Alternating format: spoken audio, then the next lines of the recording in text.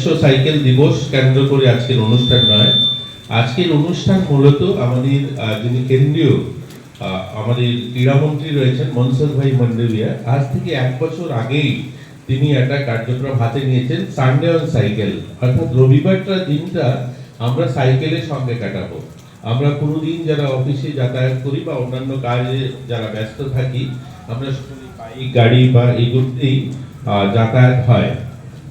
তো একদিকে যেমন সাইকেল সাইকেল যদি হয়, একটা দিন যদি আমরা সাইকেলের সঙ্গে থাকি তাহলে কি হবে, পরিবেশটাও বাঁচবে, ফুয়েল কম ইউজ হবে এবং একটা ইন্ডাস্ট্রিজ বেঁচে থাকবে, নিজের শরীরও ভালো থাকবে।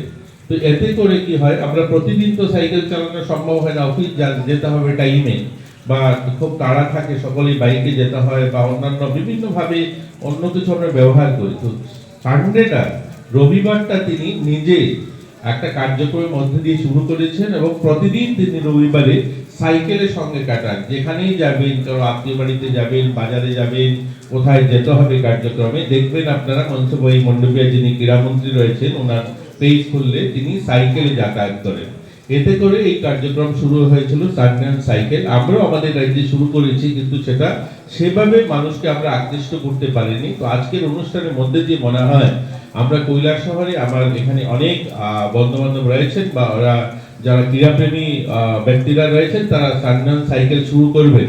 যেমন আমাদের জেলা পরিষদের সদস্য রয়েছেন, ছাপল দাস রয়েছেন, ওনার সঙ্গেও ওনারা একটা গ্রুপ আছেন যারা সাইকেল চালান। আমি আশা করব আমরা প্রত্যেক রবিবার দিনটা যদি সাইকেলের সঙ্গে কাটাই তাহলে অনেকটা ফিউল তো বাঁচবে, এটা বড় কথা নয়। আমরা শরীর স্বাস্থ্য মন ভালো রাখার এটাও একটা বড় মাধ্যম হবে, যে সাইকেল একটা দিন চালালাম এবং এটা একটা বড় এক্সারসাইজ হবে। এর জন্য এই আজকের অনুষ্ঠানের মধ্যে দিয়ে আমরা কৈলাসহরেও সানডে অন সাইকেল শুরু করলাম এবং এই সানডে অন সাইকেলে সবাই সহযোগিতা করবেন, সকলে সামিল হবেন, তবেই এই অনুষ্ঠান করা সার্থক হবে।